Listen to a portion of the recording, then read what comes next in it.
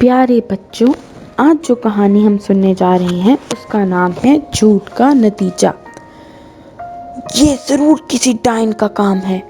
जंगल के ओज नामी लक्कड़ पक्के ने आंखें घुमा घुमा कर कहा, ये जो आजकल बच्चे मर रहे हैं उसमें जरूर उसी चुड़ैल का हाथ है। अब उसकी नजर तेरे बच्चे पर है। अब हमारा क्या होगा? ब्राउनी भालू लगा रोने।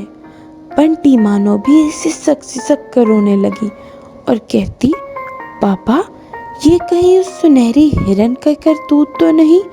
वो अकेली है पर बड़ी समझदार है और सारे खेतों पर भी राज करती है। लक्कड़ पक्का इसी मौके की तलाश में था और कहने लगा, अरे उसी टाइम की तो बात कर रहा हूँ मैं।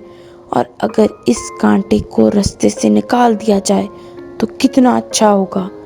सारे बच्चे बच जाएंगे और फिर सारे खेतों पर हमारा राज होगा। ये कहकर लक्कड़ बक्का बंटी भालू को उकसाने लगा।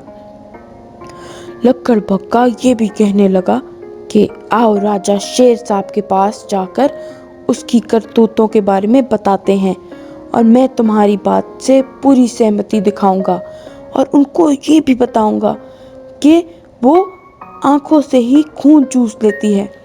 ब्राउनी भालू आखिरकार उसकी बातों में आ ही गया। जैसे ही हिरन के खिलाफ गवाही दी तो राजा शेर सिंह ने ऐलान कर दिया कि सुनहरी हिरन ही डायन है और उसे जला दिया जाए।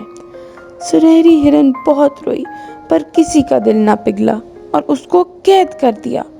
जंगल में किसी जानवर की हिम्मत ना हुई कि राजा शेर के फैसले के खिलाफ आवाज उठाए। लेकिन खोखो बंदर और मेको खरगोश ने ठान ली थी कि बदमाशों को जरूर सबक सिखाएंगे। खोखो बंदर इस बात की खोज में निकल गया कि आखिर जानवरों के बच्चे की मौत क्यों हो रही है। इतने ही में पता लगा कि बंटी भालू के बेटे की मौत हो गई। सब हैरान परेशान हो गए कि हिरन तो यहाँ कैद है तो बंटी भालू के बेटे की मौत कैसे हो गई। इतनी ही देर में खोखो बंदर वापस आता है और सबको अपनी इन्वेस्टिगेशन के बारे में बताता है। खोखो बंदर ने कहा कि कुछ पूछताछ के बाद ये पता चला है कि जंगल के सारे बच्चे जहरीले पानी में जाने लगे हैं और उसको पीने लगे हैं, जो कि जंगल के पास एक कारखाने से आता है। जैसे इस खबर का पता चला तो बंदर ने राजा शेर को सारी बात समझाई कि ये लकड़हारे की तरतीब थी ताकि वो हिरन के खेतों को हड़प ले। शेर बहुत गुस्से में आ गया और लकड़हारे को कैद करवा दिया और हिरन को छोड़ दिया। साथ ही साथ उस पानी के पास जाने से भी सबको मना कर दिया।